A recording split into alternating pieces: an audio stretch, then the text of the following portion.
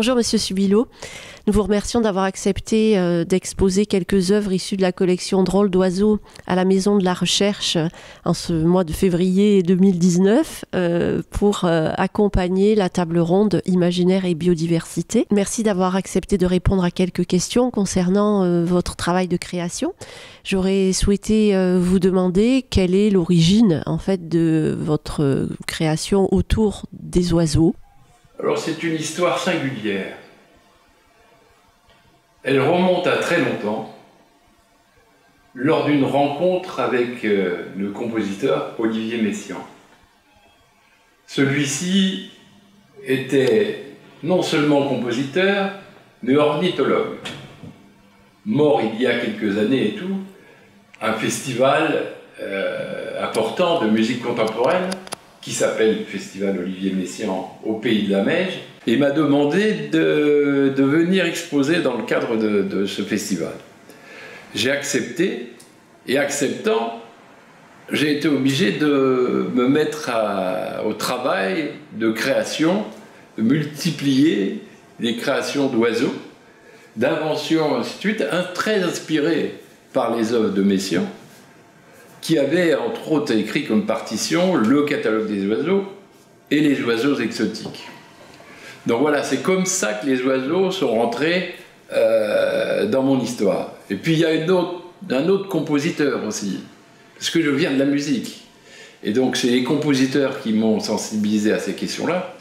Un autre compositeur qui est Pablo Casals, et qui a fait un célèbre chant, une célèbre musique jouée devant l'ONU il y a quelques années, et qui était un thème autour de la question des oiseaux. Voilà, pour célébrer la paix et l'amitié des peuples.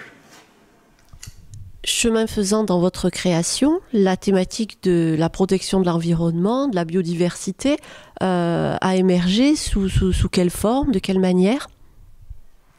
Alors elle a émergé à travers la rencontre d'un certain nombre d'équipes. Alors d'abord avec une personne qui est Corinne Materon, qui est actuellement réalise un doctorat autour de la question de l'imaginaire et de la biodiversité, et qui aujourd'hui animera la table ronde qui se tient à la Maison de la Recherche. Donc avec elle, nous avons croisé plusieurs expériences. À AgroParisTech, lors d'un séminaire. C'est des actions comme ça qui font que petit à petit, je me suis de plus en plus intéressé à ces questions-là. Pensez-vous que cette création puisse contribuer à une sorte de sensibilisation des populations en faveur de l'environnement pour sa protection ? Alors écoutez, sur cette question, je serais prudent, mais je pense que oui. Je pense qu'il est du devoir de l'artiste de s'engager de façon citoyenne dans la société, même si ce n'est pas de façon extrêmement militante, et que par ailleurs, c'est mon avis, l'artiste possède des qualités que d'autres n'ont pas.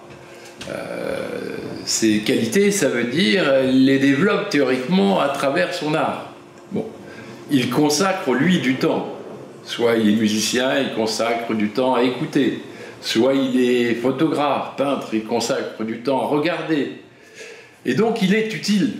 Il est utile dans la médiation, dans une des médiations qui est nécessaire sur ces questions d'environnement et de biodiversité.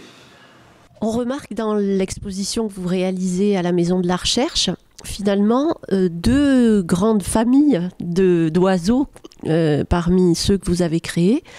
D'une part, des oiseaux qui semblent avant tout issus d'un imaginaire très coloré, comme je le disais, et de par ailleurs, des oiseaux plutôt camouflés, plutôt qui viennent se cacher finalement dans des environnements naturels, des forêts, des lieux de nature. Pourquoi ces deux catégories d'oiseaux ?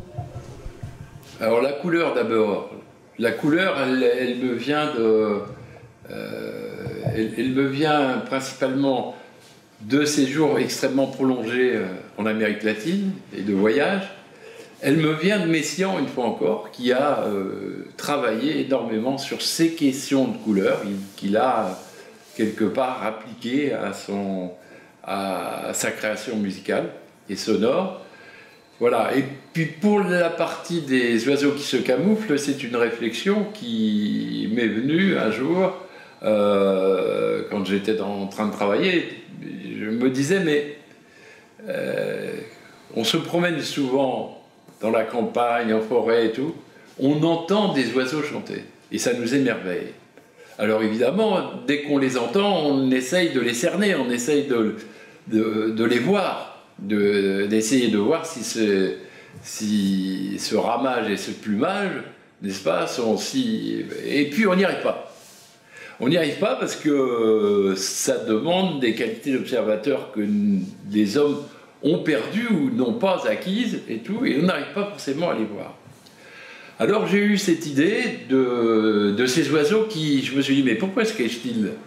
Alors ils se cachent évidemment pour se protéger, mais par ailleurs, je me disais, alors, si moi je crée des oiseaux et que je les confonds dans la nature, au milieu de la nature, alors les gens, s'ils savent que j'ai caché les oiseaux, vont aller et observer, et en essayant de retrouver les oiseaux que j'aurais cachés, ils avaient des chances éventuellement de découvrir de vrais oiseaux.